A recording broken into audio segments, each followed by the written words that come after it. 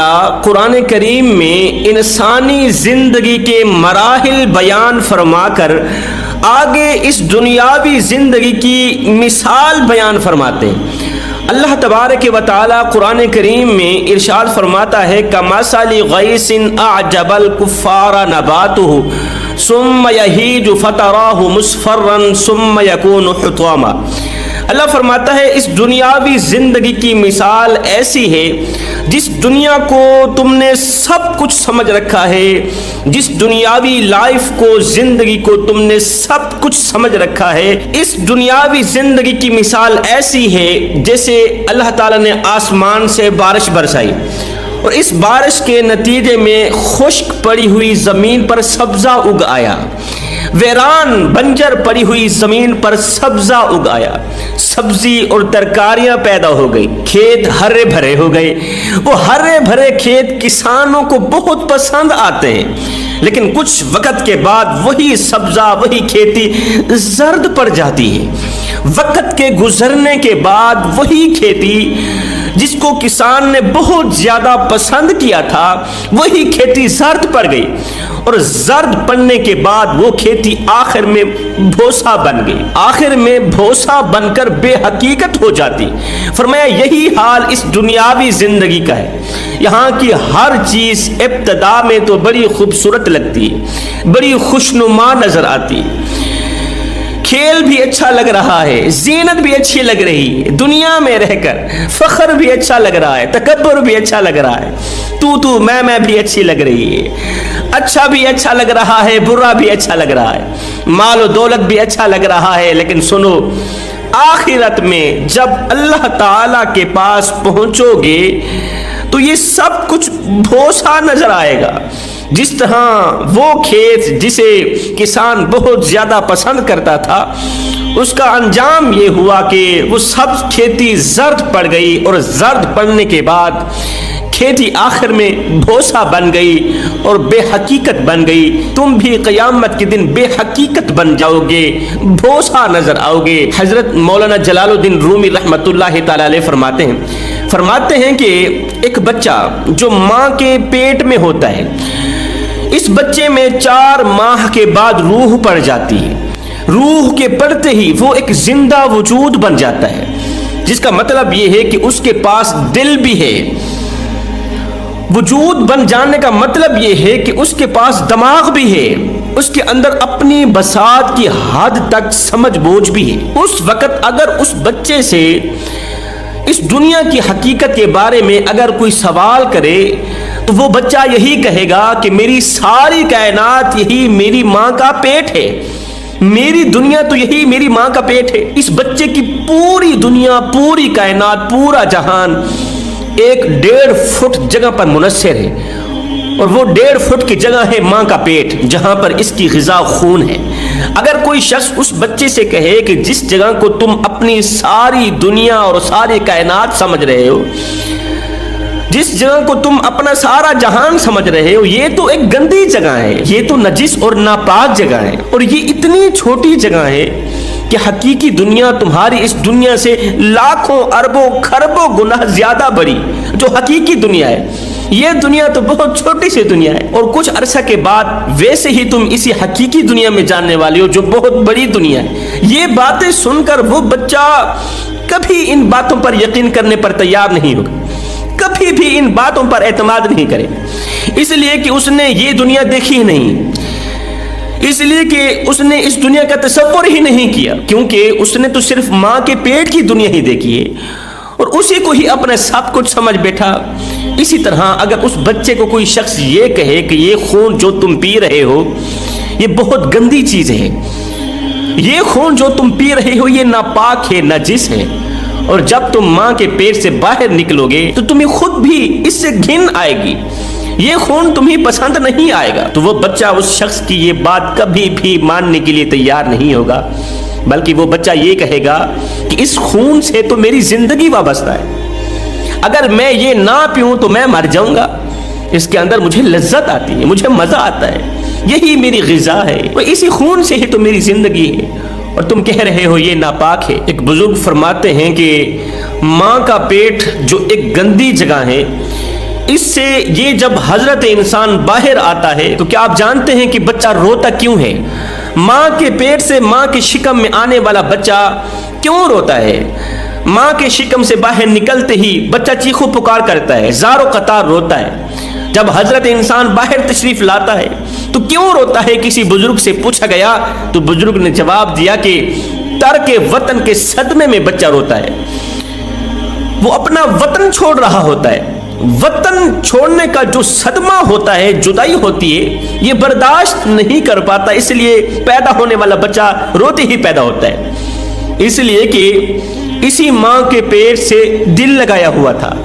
اور اسی کو اپنا سب کچھ سمجھا ہوا تھا۔ ماں کے پیٹ کے اندر والی دنیا سے دل لگایا ہوا تھا اور اسی دنیا کو اپنا سب کچھ سمجھا ہوا تھا۔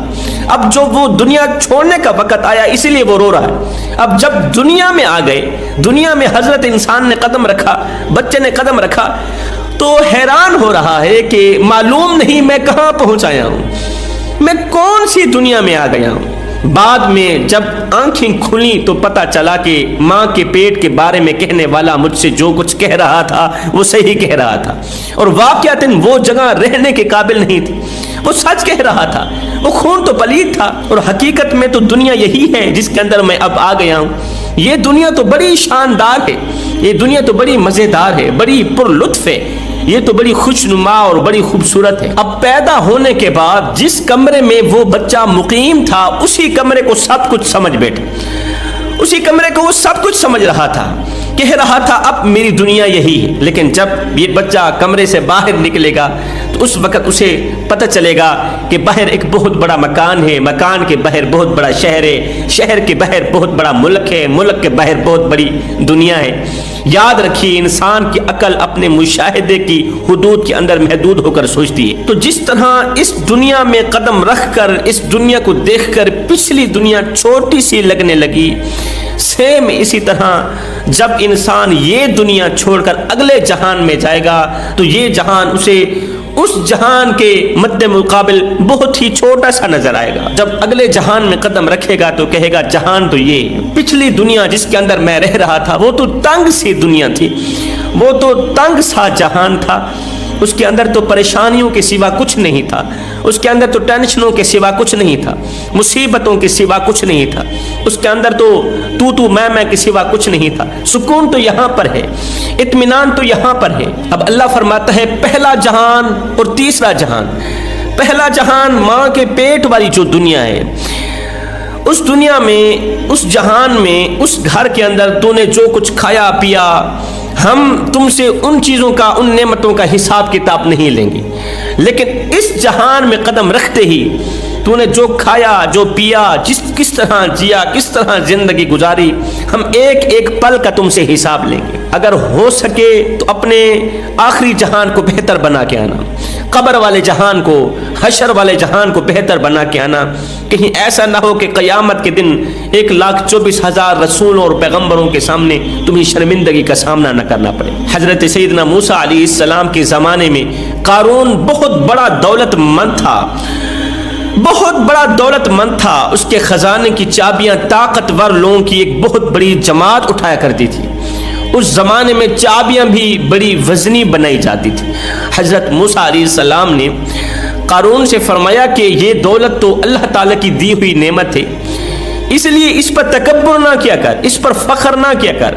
اللہ تعالیٰ کی شکر گزاری کیا کر کہ اللہ تعالیٰ نے تجھے مال و دولت سے نوازا۔ کیوں؟ اس لیے کہ اللہ تعالیٰ ناشکری کرنے والوں کو پسند نہیں کرتا، اللہ تعالیٰ تکبر کرنے والوں کو پسند نہیں فرماتا، اور اس نعمت پر اللہ تعالیٰ کا شکر ادا کیا کر۔ موسیٰ علیہ السلام کی ان نصیحتوں کے جواب میں اس نے کہا یہ جو مجھے کچھ ملا ہے، یہ جو مجھے دولت ملی ہے، یہ میرے علم کی بدولت میں مجھے ملی ہے، یہ میری محنت کی وجہ سے مجھے ملی، میں نے اپنی قوت بازو سے اس دولت کو حاصل کیا، میں نے محنت سے اس دولت کو حاصل کیا، میں نے علم سے اس دولت کو حاصل کیا، لہٰذا اس پر شکر ادا کیوں کروں؟ اگر اللہ نے مجھے دی ہوتی تو بغیر محنت کے دیتا، اگر اللہ نے مجھے یہ دولت دی ہوتی تو بغیر علم کے دیتا، تو بغیر مشقت کے دیتا۔ اگر یہ دولت مجھے میری مشقت کی وجہ سے ملی ہے تو پھر میں شکر ادا نہیں کروں گا۔ شکر ادا کرنے کی کیا ضرورت ہے؟ چنانچہ قارون اپنی دولت پر اترانے لگا، تکبر کرنے لگا۔ اب جیسے ہی قارون نے تکبر کرنا شروع کیا، فخر کرنا شروع کیا، میں کی آوازیں نکالنی شروع کی، ہائے جس کو میں کی ہوا لگی پھر اسے نہ دوا لگی اور نہ ہی دعا لگی۔ اللہ تعالیٰ نے کیا کیا؟ ایک دم زلزلہ بھیجا،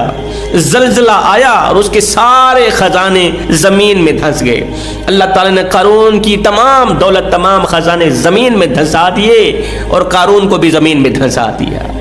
اللہ اکبر۔ اب ایک طرف قارون ہے، دوسری طرف حضرت سلیمان علیہ السلام کو دیکھی۔ اللہ تعالیٰ نے حضرت سلیمان علیہ السلام کو بھی مال و دولت سے نوازا۔ ایسی دولت اور ایسی حکومت